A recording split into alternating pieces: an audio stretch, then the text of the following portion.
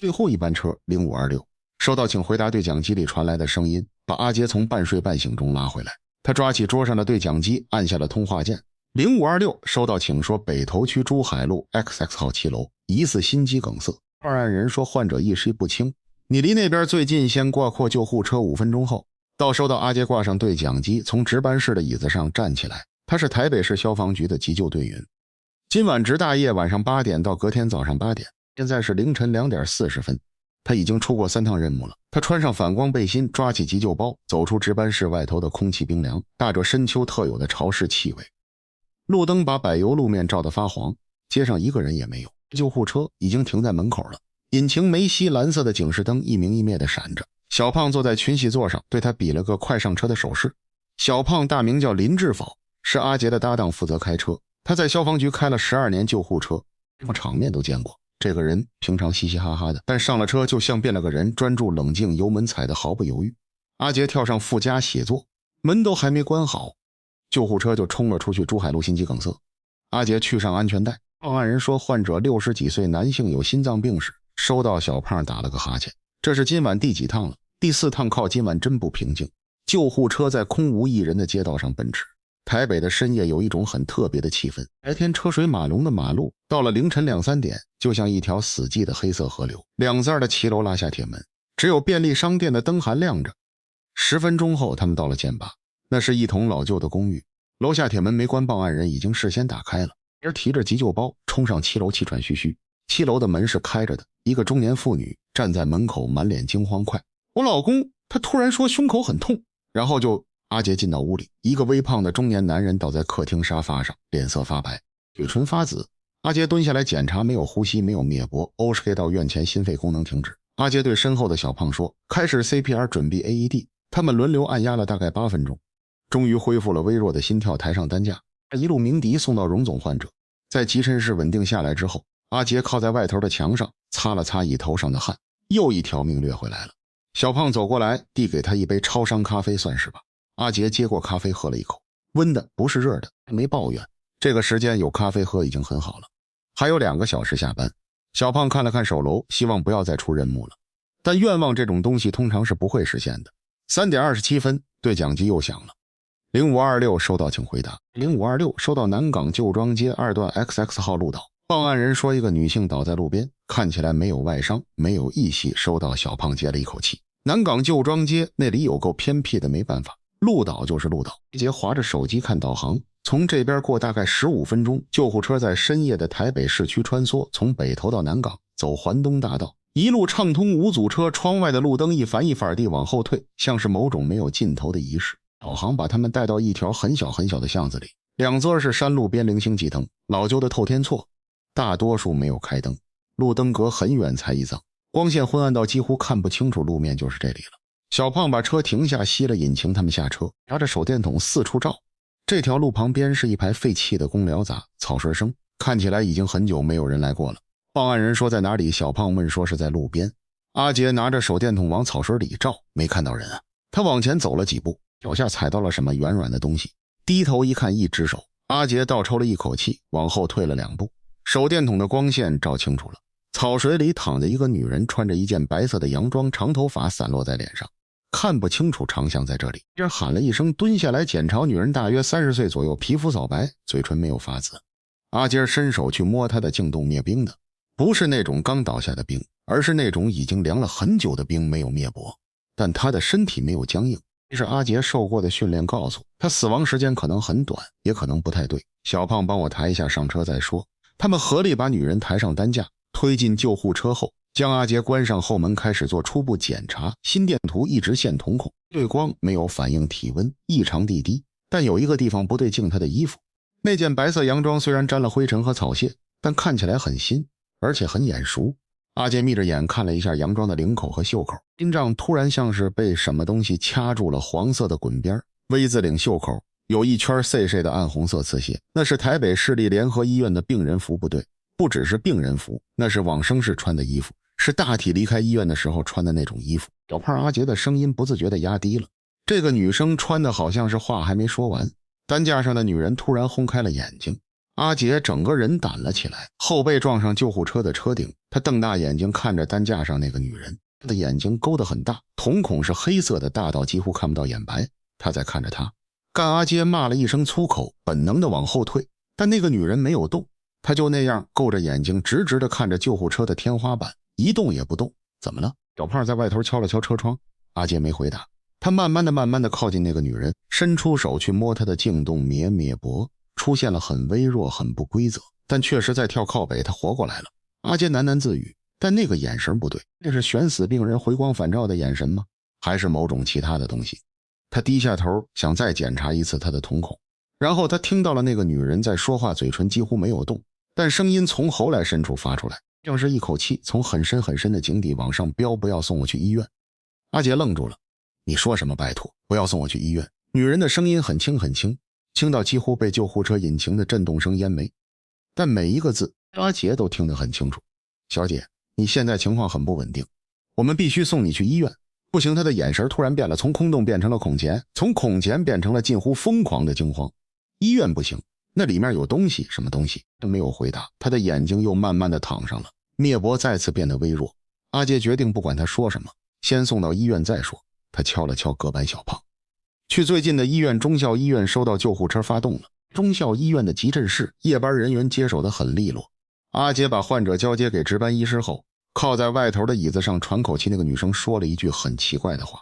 她对小胖说什么话？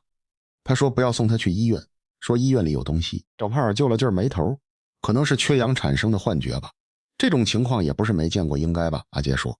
但他心里有一个小小的声音，那个声音说不对，不止这样。他站起来走到急诊观察室的门口，隔着玻璃往里面看。那个女人已经被移到病床上，身上接了心电图和血氧机，护理师正在帮她打点滴。然后他看到了那个女人的左手紧紧握着拳头，像是握着什么东西。阿杰走进观察室，靠近病床，轻轻搬开那个女人的手指，一根一根递，终于看到了她握在手心的东西，一条红色的平安符，那种在苗里求来的折成三角形的小符，红色的棉布，用金线扶着看不出来的花纹，但它湿了，整条符湿漉漉的，像是刚从水里捞出来，水滴沿着它的纸谱往下流，滴在白色的床单上，圈开一圈暗红色的水卷。阿杰的心跳漏了一拍，他伸手想拿起那条符看清楚，但他的手刚碰到那条符，那个女人突然又齁开了眼睛。这一次他的眼神是清醒的，非常清醒。不要碰，哈杰吓得数回手。那是女人的声音，仍然很虚弱，但比刚才更有力了。那是给我保命用的。保命。他缓慢地转过头看着阿杰，他的眼神里没有一丝开玩笑的意思。你刚才是不是在旧专街载到我的？对，你知不知道旧专街那条路以前是什么地方？阿杰摇头，那条路以前是一片夜总会。女人说很多很多年前，这里是一个乱葬岗。阿杰的后背有点发凉，但他没有打断他。我今天晚上是去那里看一个人。女人的声音浮抖着，我的妹妹。18年前她死在旧庄街的一场车子里，那时候我们骑车经过那条路，一台大卡车从对向冲过来，把我妹妹撞飞了出去，她当场就走了。我坐在后座，全身都是她的血。后来我每年都会在她忌日那天回去那条路边烧一点纸钱给她。今天我回来的比较晚，大概凌晨2点多，我烧完纸钱正要走的时候，她停了下来，含了一口口水。我看到一台车停在我前面，没开灯，没有车牌，黑色的车门自己打开了。车里面坐着一个人，穿白衣服，长头发，看不到脸。他对我招手，然后我就什么都不记得了。再醒来的时候，已经在你的救护车上了。阿姐听完，整个人都不好了，她一时之间不知道该说什么。所以你握着的那条平安符是我妹妹给我的。18年前她出事的前一天，她去苗里求了一条平安符，说要给我保平安。第二天她就走了。这条符我一直戴着，从来没有离过身。阿杰看着那条湿透的平安符，暗红色的水还在滴。他突然想到一个问题，这个女人刚才说她在旧庄街烧纸钱给妹妹，然后劝倒了。她身上的伤呢？衣服上的污渍呢？她穿的明明是往生式的衣服。小姐不好意思，我问一个问题。阿杰说你今天晚上出门的时候穿的是什么衣服？女人愣了一下，穿一般的衣服啊，牛仔裤和 T 恤。那你现在身上穿的这件，女人低头看自己的身体，白色的洋装，黄色的滚边袖口的暗红色刺线。她的脸色瞬间变了，这不是我的衣服。她的手心开始冒汗。她想起自己刚刚在南港旧庄街发现她的时候，她穿着这件衣服躺在路边的草水里，旁边没有皮包，没有手机，没有机车。我能看一下那条平安符吗？阿杰问女人，犹豫了一下，还是把平安符递给了她。阿杰接过来的时候，指尖感觉到一阵冰凉，不只是因为它湿了，更因为它散发出一种奇怪的寒意，像是从冰箱冷烫库里刚拿出来一样。他把平安符翻过来，符的背面有用原子笔写的一组数字，字迹歪歪扭扭的，像是小孩子写的字。09124847，这是戴尔的电话。阿杰问女人的眼神突然变得非常复杂。这个号码是我妹妹的，你妹走了18年了，号码早就停用了。阿杰的手机突然在口袋里震动了一下，他拿出来一封简讯，来自一个没有存入通讯录的号码09126847。简讯内容只有一行字，不要让他回医院拜托。阿杰抬头看了看四周，急诊室里人不多，2个护理师在柜皮后面低头写资料，值班医师在电脑前打病历，一切正常，但他的手在发抖。他把手机递给那个女人看，女人的眼睛看到那封简讯的时候，瞳孔明显的收束了一下。这不可能，女人的声音在松抖，这个号码真的停用了。我试过，我每年都试着打给他，从来没有通过。阿杰深吸了一口气，这封简讯你觉得是丹瑞传的？女人没有回答，但他看向阿杰的眼神里有一种很明确的讯息。你知道的手机又震动了，又来了一封简讯，同一个号码，他来了，快走，戴尔来了。阿杰脱口而出。急诊室的日光灯突然闪了一下，不是停电的那种闪，是一种非常短暂的几乎察觉不出来的跳动。但阿杰确实看到了，那个女人也看到了。护理师没有反应，柜皮后面的2个人仍然低着头，像是没有注意到灯光有任何变化。阿杰下意识地转头看向急诊室的门口，门是开住的，自动门的感应器正常运作，门板卡在半开的位置。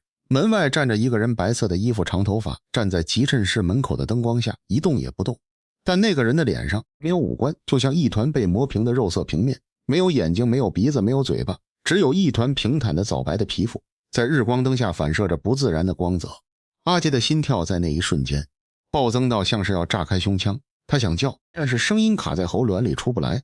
那个女人也看到了，她整个人竖在病床上，双手捂住嘴巴，眼泪不停地流下来。那个人影开始往前走1步2步，步伐很慢很平稳，但每走1步，急诊室的灯光就会闪亮一次。护理师仍然没有反应，值班医师仍然在打病历，像是整个世界都按下了暂停键，只有那个人影在移动。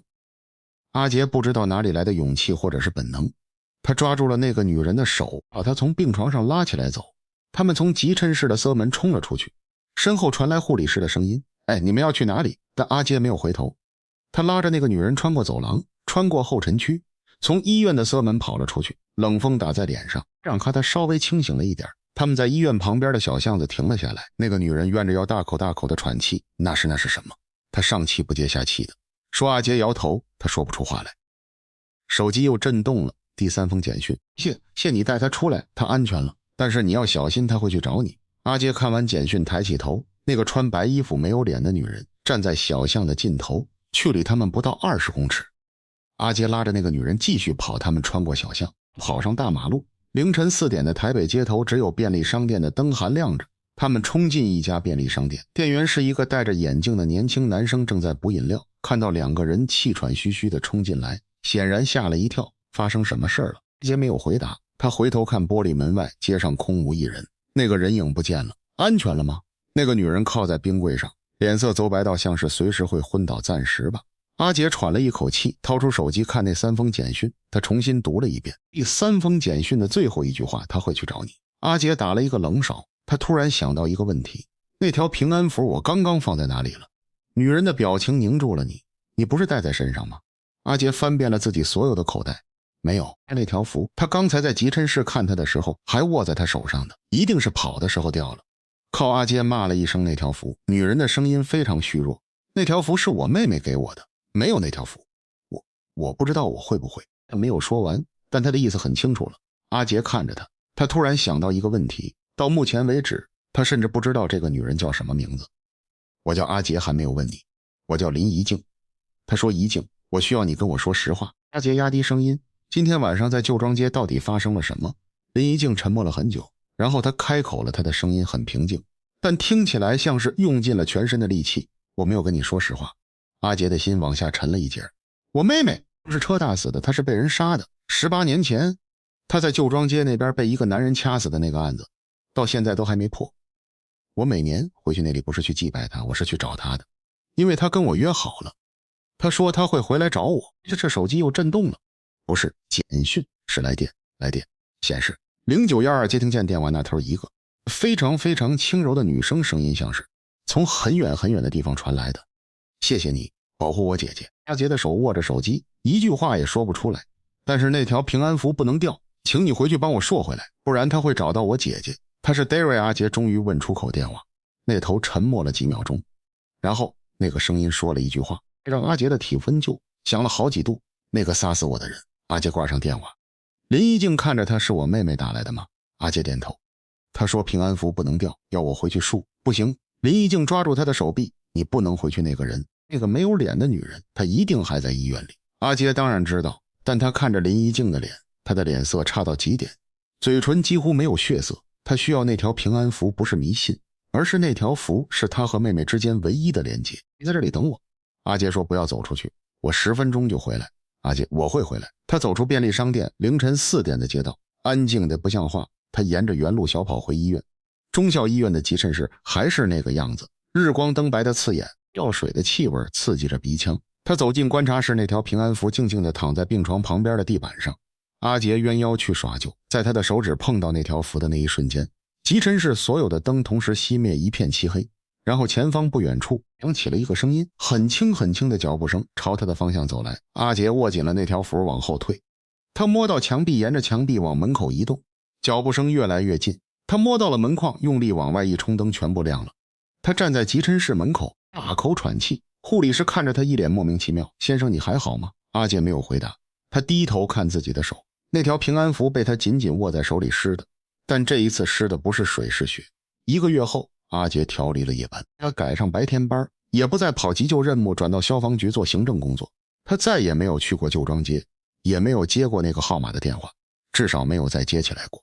但他偶尔会想起那个晚上，想起那个叫林怡静的女人和她的妹妹，想起那条湿透的平安符，想起那个站在急诊室门口没有脸的人影。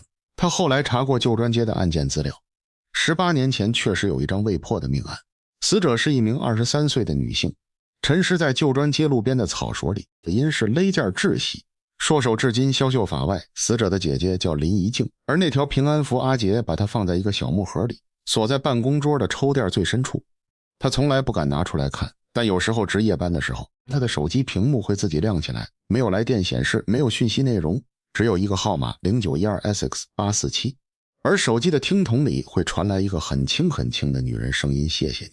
然后电话就挂了。阿杰不知道那个谢谢是为了什么，是因为他救了林怡静，还是因为他帮忙找回那条平安符，还是他不知道也不想知道，因为他怕自己知道的越多，那个没有脸的女人就会离他越近。他只知道一件事，旧庄街那条路他这辈子再也不去了，而那条平安符他会一直留着，直到那个人来找他的那一天。如果你喜欢这个故事，请帮我们按赞分享，订阅打开小铃铛，才不会错过下一次的深夜故事。你知道你家附近的那条山路以前是什么地方吗？